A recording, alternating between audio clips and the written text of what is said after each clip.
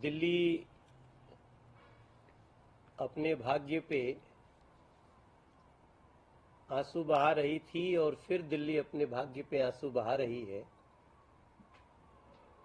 आज मैं जब आपके समक्ष बैठा हूं कुछ जानकारियां लेकर के, तो दिल्ली की नई मुख्यमंत्री कुर्सी पे बैठ रही हैं, मगर ये बहुत ही दुखद एक दृश्य हमको देखने को मिला।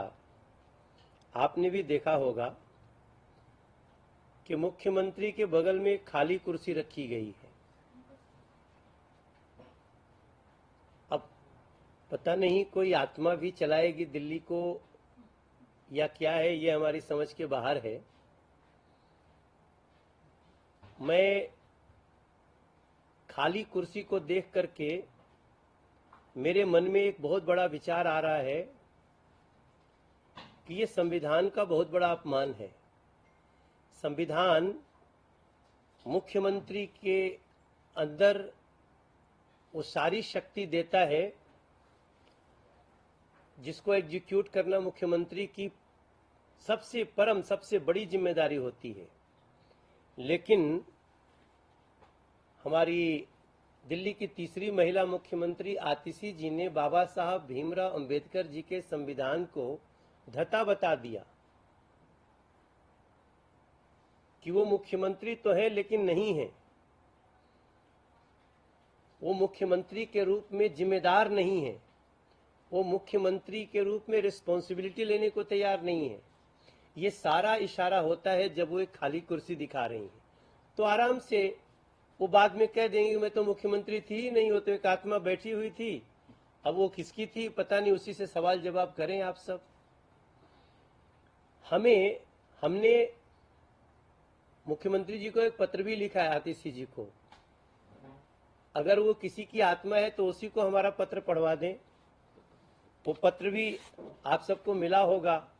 हमने एक पत्र लिखा और इस पत्र में हमने उनसे ये प्रार्थना किया कि दिल्ली के राजस्व का जो नुकसान हुआ, कितना हुआ, आप तुरंत एक कमेटी बना करके इसको दिल्ली को बताएं।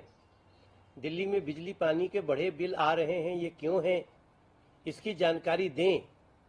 इसको रोके तुरंत, और जो जिनसे बिजली पानी के बड़े बिल लिए गए उनको वापस भी करना चाहिए। हमने इसमें टैंकर माफियाओं पे कैसे रोक लगे इसकी प्रार्थना की है। हमने इस पे कैसे नाले साफ न होने से हमारे दिल्ली के बच्चे मौत के मुंह में समा गए। अभी वो बच्चों के परिवार बाहर आकर के बैठा हो, अभी हम यहाँ से जा करके उनसे मिलने वाले हैं।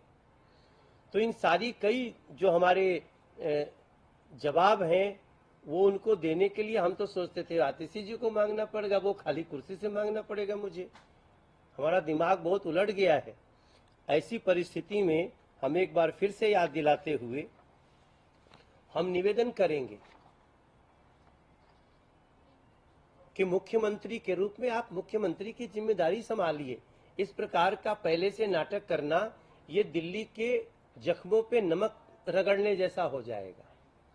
हमारा उद्देश्य क्या है? हमारा उद्देश्य है दिल्ली के लोगों को राहत देना, दिल्ली के लोगों को खुशी देना। और अब हम जो दूसरी बात आपसे कहना चाह रहे हैं, जरा ये पोस्टर पीछे ला दो भाई। आज हम आपको एक बहुत महत्वपूर्ण जानकारी भी देंगे दिल्ली के युवाओं के लिए, दिल्ली के उन सभी बच्चों के लिए जो रोजगार, जो नौकरी चाहते हैं। हमने उनके लिए एक बहुत ही महत्वपूर्ण कदम उठाया है।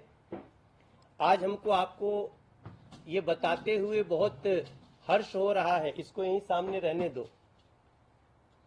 आपको बताते हुए बहुत हर्ष हो रहा है। एक पोस्टर हमारे पीछे आ गया है। हमारे संसदीय क्षेत्र के युवाओं के लिए, उनकी नौकरी के लिए हमने एक बहुत महत्वपूर्ण कदम उठाया है।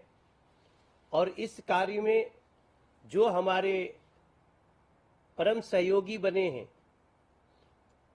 टेक महिंद्रा, मैं उनका धन्यवाद करना चाहता हूं। टेक महिंद्रा के अधिकारी हमारे साथ दो लोग बैठे हैं और आप सबको जानकारी देना चाहते हैं कि हम जॉब मेला का आयोजन कर रहे हैं। और हमें अपने लोकसभा क्षेत्र से लगभग 1000 लोगों को ये प्रथम और द्वितीय चरण में उनको नौकरी देना है। हम इस बात में विश्वास करते हैं कि युवाओं को महत्वपूर्ण अवसर मिलना चाहिए।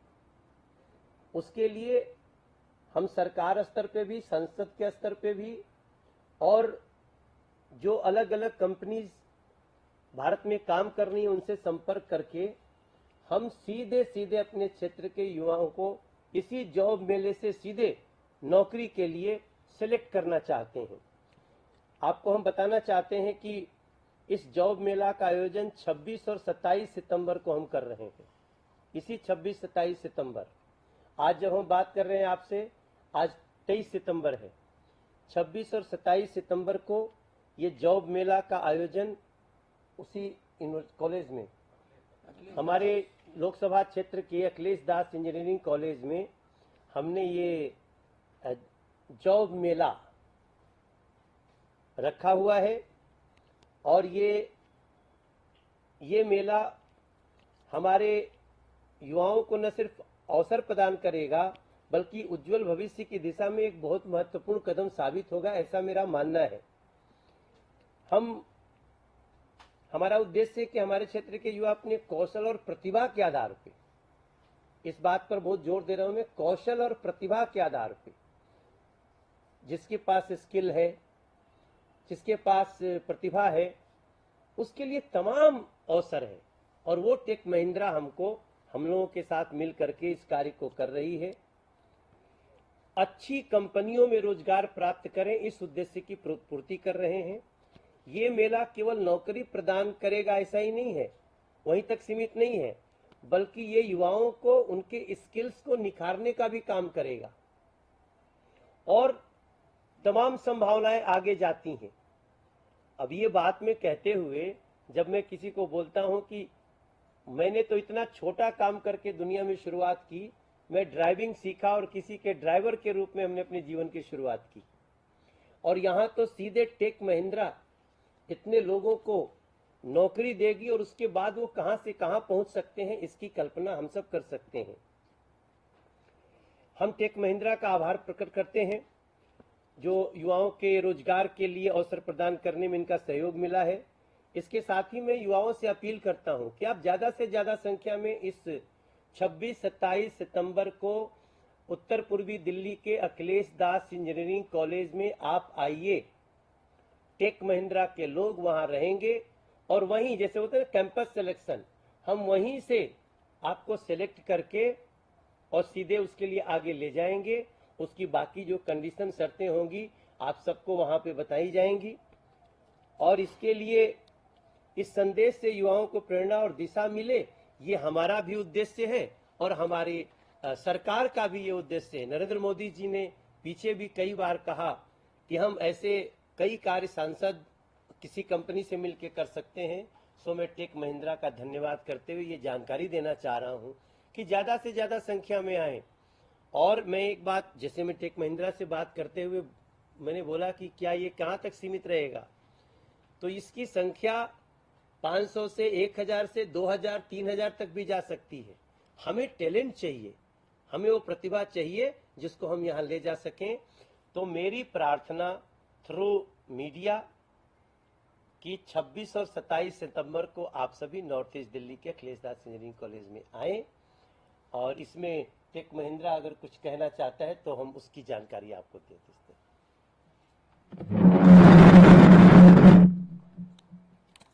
आप सभी का स्वागत है। मैं Pratyush Rahul tech Mahindra campus hiring team को हेड करता हूँ, बीपीएस वर्टिकल का। तो सबसे पहले मनोज तिवारी जी का और इंडियन गवर्नमेंट का बहुत बहुत धन्यवाद कि हमें ऐसा प्लेटफॉर्म मिला। हम लोग हमेशा से अलग अलग कॉलेजेस में जाते थे, कॉलेजेस हमसे कांटेक्ट करते थे और ये 1-on-1 रिलेशनशिप होता था। बट इनके माध्यम से हमें एक प्लेटफॉर्म मिल रहा है कि जिन कॉलेजेस में हम नहीं जाते थे और नहीं जा पाते थे, तो there are many people over there, they are still untapped and unexplored. तो हम लोग को ऐसे लोगों से मिलने का मौका मिलेगा और उनको भी एक अपॉर्चुनिटी मिलेगा एक एमएनसी में काम करने का। बस इसी के लिए हम लोग बहुत बहुत शुक्रगुजार हैं मनोज तिवारी जी का। बहुत बहुत धन्यवाद। और जैसे हम इनसे रिक्वेस्ट भी किए हैं कि अभी हम अपनी लोकसभा में कर रहे हैं, लेकिन हम प्रार्थना करेंगे इसका अच्छा एक्सपीरियंस हमारा होता है तो पूरे दिल्ली में इसको ले जा सकते जी हैं। सर। इसके लिए भी आप तैयार रहेंगे क्या? हाँ, एकदम सर, जरूर रहेंगे। हम लोग तो चाहते ही हैं कि सारे लोग से जुड़ सकें, जितने ज़्यादा लोग से जुड़ पाएँ। बहुत सारे टीयर 2, टीयर 3, टीयर 4 कॉलेजेस भी हैं जहां हम लोग कभी नहीं गए हैं, और ये एक माध्यम है रोजगार मेला जहां हर कॉलेजेस को इनवाइट किया जा रहा है ताकि वो ज़्यादा से ज़्यादा संख्या में आए और इसका लाभ उठा सकें। हम लोग साल भर में कितने बच्चों को लेने का टेक महिंद्रा से टारगेट रख सकते हैं? जनरली हर साल हम लोग 15,000 फ्रेशर्स का हायरिंग करते हैं बीपीएस वर्टिकल में, और ये ऑल अक्रॉस इंडिया होता है, नॉट ओनली फॉर दिल्ली। तो हम लोग अलग अलग लोकेशन में, जैसे हमारा रिक्वायरमेंट नोएडा में है, चंडीगढ़ में है, पुणे में है, विशाखापट्टनम में है, हैदराबाद में है, कोलकाता में है, भुवनेश्वर में, तो बहुत सारे जगह पे है। तो हर जगह मिला के कुछ हम लोग 15,000 लोगों को हायरिंग करते हैं और ये कंटिन्यूस चलता रहता है। तो लेकिन यही है कि जो हमसे जुड़े हुए हैं जितने भी इंस्टीट्यूट्स, हम लोग बस वहीं कनेक्ट कर पाते थे। ये एक बहुत अच्छा माध्यम है, जाकि और भी किसी गवर्नमेंट को अगर हमसे मिलना है या कनेक्ट करना चाहते हैं तो ये भी एक अच्छा प्लेटफॉर्म है हमारे लिए कि हम लोग उनसे बोलें कि अगर हम लोग को, अगर आप जैसे सुविधा प्रदान कर रहे हैं वो लोग भी करें तो हम लोग वहाँ भी जाएंगे। इसका अर्थ ये भी निकलता है कि हम कम से कम 5,000 तक तो दिल्ली में इसका टारगेट रख सकते हैं प्रत्युष जी के तहत। और आज के लिए हमारा यही है। बाकी आपको कुछ मन में हो तो पूछ सकते हैं, नहीं तो हम इस पीसी हाँ, 1-to-1 thank you so much.